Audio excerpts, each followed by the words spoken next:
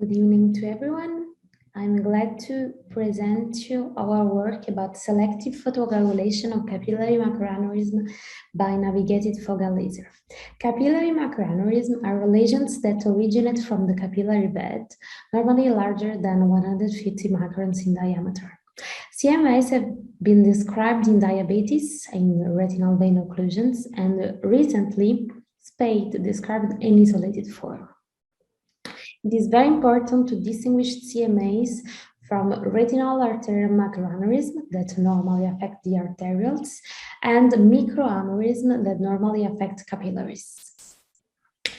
Michel Pack already showed the efficacy of indocyanine grain angiography in the detection of capillary macroaneurysm, and ICG and SD-OCT improved the detection of CMAs compared to fluorescein angiography. Considering the treatment, typically CMA show an incomplete response to anti-VEGF and a complete regression after laser photocoagulation. The aim of our study is to describe a series of CMAs, solitary and secondary, selectively treated by nevertheless guided by multimodal imaging, including ICG. This is a single-center retrospective analysis of patients treated by nevertheless for selective occlusion of CMAs. Characterization of CMA's occlusion, central macular thickness, and changes in best-corrected visual acuity at 3 and 6 months follow-up after laser treatment were taken into account in the analysis. These are our results: 70 eyes of 17 patients, 6 with isolated CMAs were included. All patients have been treated by nevertheless. So we use ICG and or fluorescein angiography as the OCTA image that have been overlapped on the color photo took by the laser. The spots were selectively planned on the CMA seen on multimodal imaging. The power was increased until a whitening of the lumen of CMA was observed. The integrated laser eye tracking made it possible to achieve impacts exactly on the pre-planned points.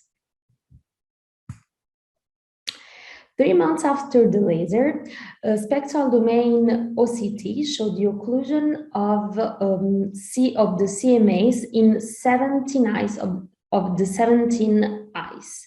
So 100% of the patient. The CMAs evolved from the typical appearance of hyperreflectivity of the edge with hyperreflective content to an uniformly hyperreflective aspect. Best corrected visual acuity improved significantly at 3 and 6 months, as central macular thickness reduced at 3 and 6 months. This is our first case, a patient of a 54-year-old without hypertension or diabetes. The SD-OCT showed the presence of a capillary macroaneurysm that are very close to the foveal center with subretinal fluid and macular edema. The visual acuity was 28. Fluorescein angiography showed the presence of dilated capillary bed with a capillary macroaneurysm that are well seen on the ICG. So we planned the treatment on the ICG. We planned the 3 spots, and we do the treatment 2 times. So this is before, and this is 3 months after the laser with the visual acuity that recovered to 20/25. This is our second case. Is an 84-year-old woman with nascent retinal vein occlusion. Fluorescein angiography and ICG show the presence of a temporal capillary macroaneurysm. OCT confirmed the presence of a capillary macroaneurysm with exudation. We planned the treatment on the ICG, in this case 2.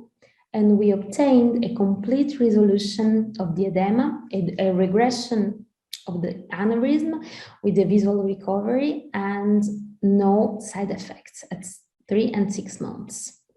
In our series, Navilas was found to be effective and safe for occlusion of CMAs, with improved vision and central macular thickness, resolution of secondary edema, and non-side effects in all treated eyes. Secondary CMAs have already been described in diabetes and occlusion, and Spade recently described 5 cases of patients with solitary and persistent capillary-derived aneurysm located in the macular region.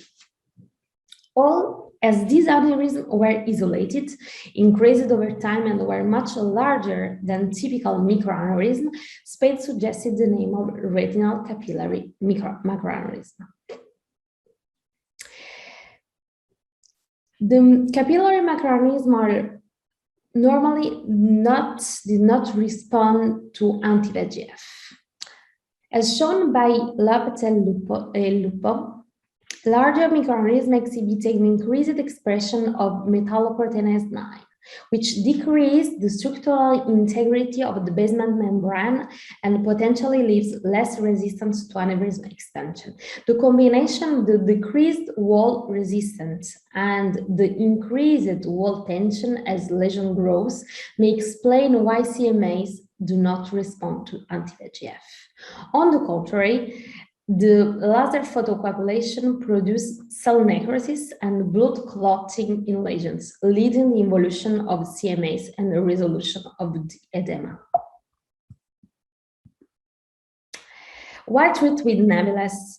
Because of the eye tracking and the possibility of overlap fluorescein angiography as ICG, OCT, and OCTA. Because of the CMS can be located very close to the fovea. So in this case, Navilas is very interesting for a safe and precise treatment. The limitation, this is a retrospective study with a small sample size and without control group with 6-month follow-up. In conclusion, solitary and secondary CMAs are ideal candidates for navigated focal laser treatment. Thanks to the eye tracking and the overlap of multimodal imaging on the Navilas system, it was possible to efficiently and safely treat all CMAs, including those that are very close to the foveal center. Other prospective randomized studies are needed to confirm our results. Thank you.